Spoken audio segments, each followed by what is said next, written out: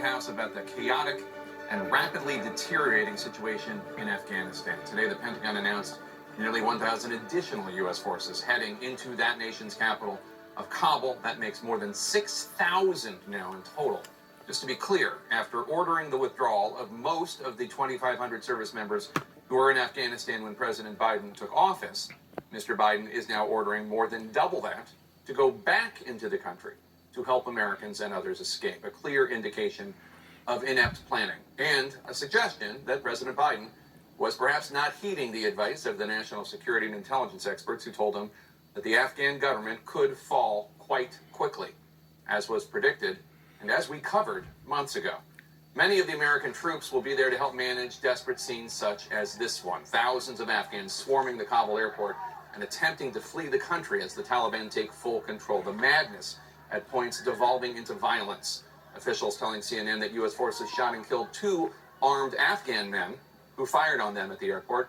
Videos also show Afghans running toward departing Air Force C-130s, trying to grab a hold of the airplane fuselage as the planes start taking off. Presumably, these Afghans desperate to escape before experiencing the wrath of the Taliban.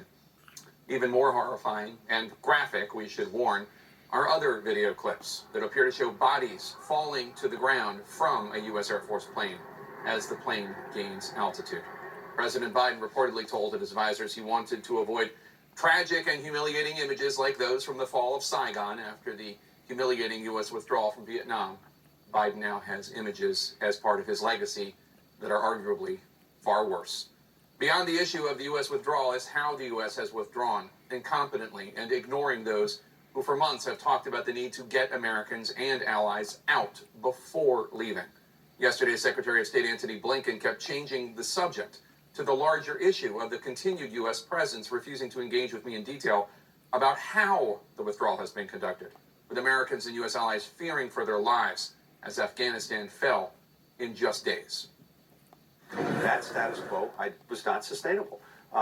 Like it or not, there was an agreement that the forces would come out on May 1st. From the perspective of our strategic competitors around the world, there's nothing they would like more than to see us in Afghanistan for another 5, 10, 20 years. It's simply not in the national interest. That May 1st deadline that Secretary Blinken just referred to is a reference to the fact that Biden claims he had to work with the deal that the former president, Mr. Trump, made with the Taliban.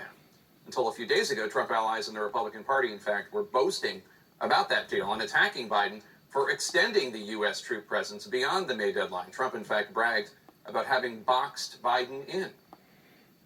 I started the process. All the troops are coming back home. They couldn't stop the process. 21 years is enough, don't we think? 21. They couldn't stop the process. They wanted to, but it was very tough to stop the process. Beyond the nihilistic political face swap, Trump allies blaming Biden, Biden allies blaming Trump, is a tragedy and a catastrophe of epic proportions, one years, decades really, in the making. One that will have hideous consequences for Afghan girls and women, boys and men, who will now be subject to an antiquated and barbaric system of Taliban justice and society. CNN's Clarissa Ward is live for us in the Afghan capital of Kabul, but we're going to start right now with CNN's Caitlin Collins live at the White House. Caitlin, do we have any idea what the president is expected to say? Is he going to take any ownership for this disaster?